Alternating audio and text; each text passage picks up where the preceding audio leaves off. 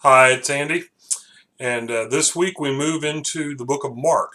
And many people believe that the book of Mark, while written and the events recorded by Mark, very possibly are part of Peter's testimony, Peter's story. That Peter helped Mark to know the story of Jesus, and Mark recorded those and wrote them down that they would be passed on for generations, but largely. Much of the message would come from Peter. And so this week we're going to have a testimony from Peter. And of course, when we think of Peter, we think of many different things about him, shall we say, opening his mouth, and not really thinking before he spoke. Sometimes that worked for the good. If you think about, of all the people in history that have lived, apart from Jesus, one that we know of walked on water. Well, it was because of Peter's rash judgment that he said, "Call me out to you, Lord," and when he was called, he went.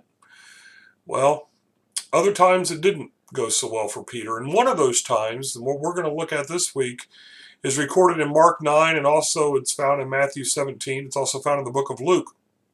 And that is the story of the Transfiguration, where Jesus takes his three closest disciples, Peter and James and John, and they go up on the mountain to, well, three of them didn't know why they were going up. They just knew they were following.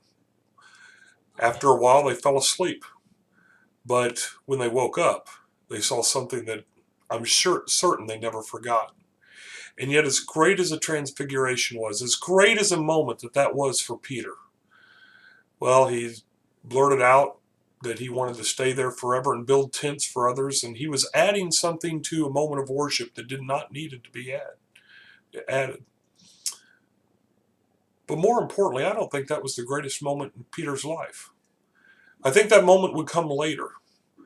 After the Transfiguration, after the trial, when Peter would also deny Christ, but when Peter was restored by Christ.